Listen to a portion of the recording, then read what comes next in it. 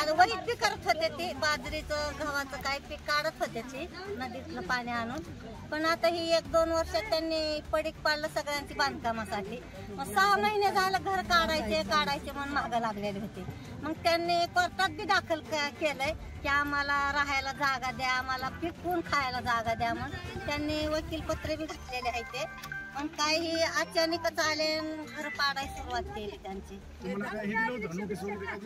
Notice नव्हत्या, notice दिलं होतं एकदाच आलं आम्हाला नोटीस, काय बार आलं नाही. एकदाच आलं, 2 वेळा झालं नोटीस आलेलं. 2-3 दिवस नाही, 2-3 दिवस झालं. परंतु साहेबाला दिलं, इथं दिलं, कोर्टात दिलं. मग दिल्यावरती काय म्हणले आम्ही मग रविवारी नाहीतर शनिवारी 2 दिवसात आम्ही येऊ. आम्ही पर्यंत साहेबाला भेटल्यावर पर्यंत साहेब म्हणला आम्ही 2 दिवसात येऊ. असं म्हणल्यावर पर्यंत साहेबाला म्हणला का तुमचं काहीतरी आम्ही निर्णय लावू, तुझं रान घर पाडू देत नाही, तुझं रान काढू देत. तिथून फोन सुद्धा केला नुरजावाल्यांना का तुम्ही त्याच्या माझ्या परस्पऱ्यात जाऊन तुम्ही दंगामस्ती तिथं करू नका. लेकरं बाळाची घराची पार्टी आहे तिथं आणि तिथं गुरढोर आहे ते एखादं लेकरू बाळ मरण, तुम्ही असं जाऊन फार तुम्ही त्रास काय देता असं कोण म्हणत होतं. पर्यंत साहेबांना सुद्धा सांगितलं. आमची इथं 30-40 वर्ष झाली वस्ती. आमची किती आमच्या आजोबाच्या 3 पिढ्या झाल्या आमच्या इथं आहे ती. आमची पण पिढी चालली. आम्ही नदीतनं पाईपलाईन केली. दगड बारक्या ह्या लेकरांना सुद्धा दगड इचून आम्ही समधी खसून शनी पाईपलाईन करून आम्ही समधी ती पाईपलाईन चांगल्या केलेल्या घरदार आमची काय ठेवलं नाही. ही गपचिपच आली आम्हाला ना कळता. सकाळची 7 वाजता घर आमची पाडून टाकली. इथं आहे की 15-16-17 लोक आहेत. किती जणांची घरं काढली की 5-6 जणांची काढली. किती राहिली? 9 जणांची काढली. तू म्हणले दाखल केलंय की 3 जणांची राहिली. किती 2-4 तर दाखल केली. आम्हाला कळून दिलं नाही, यांनी सांगितलं नाही आम्हाला. तुमच्या वतीने दावा दाखल केला आता केला आम्ही परवा दिवशी. नोटीसचा उत्तर दिला आम्ही. त्यांनी नोटीस पाठवलं होतं, आम्ही उत्तर दिला त्यांना. तुम्ही दावा दाखल केला कोर्टात केला की 2-3 दिवस झाला. नोटीस आल्यानंतर आम्हाला आधी असं माहिती नव्हतं का काढायची आहे की काय नाही. आम्हाला असं त्रास केला कवा झाला नाही. बावड्याचे वकील आहेत का तोरणे वकील नाही. सकाळी किती वाजता? 7 वाजल्यापासून असं 7 वाजेपासून आहे तर अजून लेकरं बाळाचे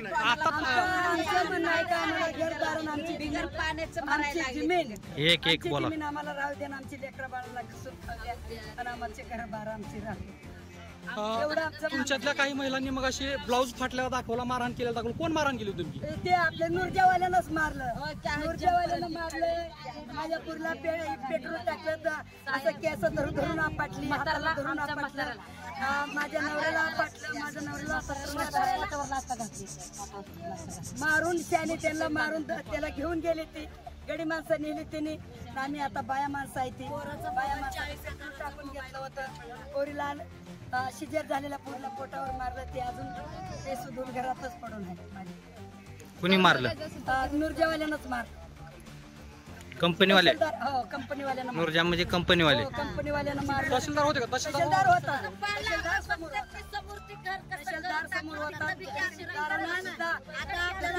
पोरीला मारत होता. एक सुद्धा आम्हाला कुणाला नाही. संध्याला मारलं.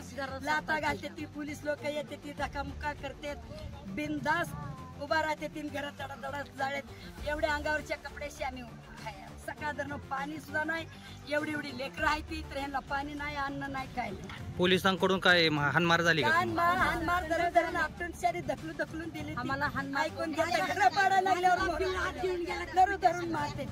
इंदापूर तालुक्याचे आमदार कृषी मंत्री दत्तात्रय भरणे यांना काय तुम्ही आवाहन करणार आहे का? केलं होतं, करतो मी. अजून केलंय त्याला. किती पण केली ती. तिथं जाऊन अर्ज दिले. तिथं कागदपत्राशी आहे माझ्याकडे. मग आमदारांना म्हणलं होतं. बर्णे मामा काय म्हणला शनिवारी आम्ही बर्णे मामा काय म्हणला. त्यांना फोन लावून तहसीलदाराला पण सांगितलं आणि ती नुरजावाल्याला पण कंपनीवाल्याला पण सांगितलं.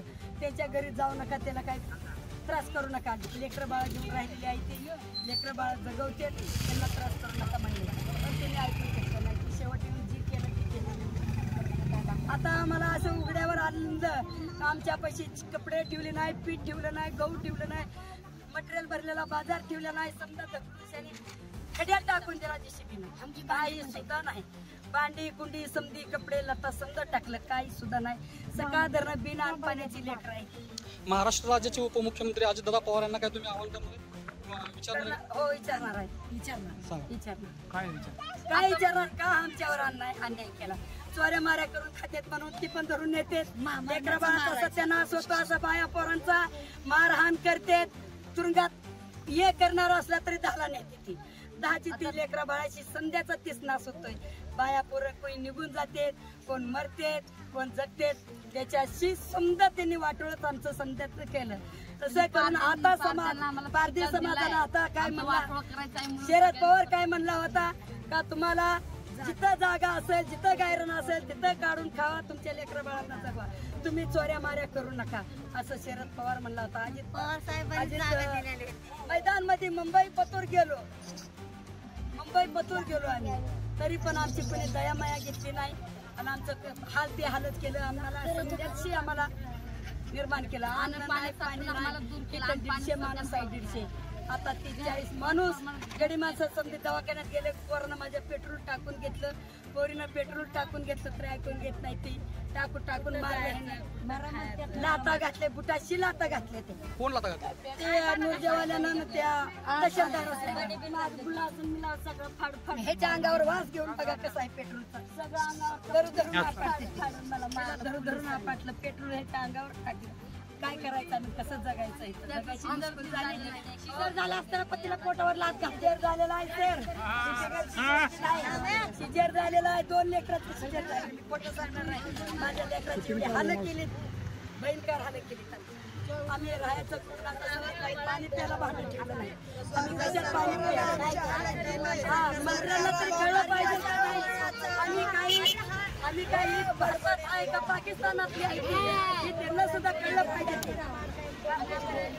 असं का त्रास करता आम्हाला, का अन्याय केला आमच्यावर.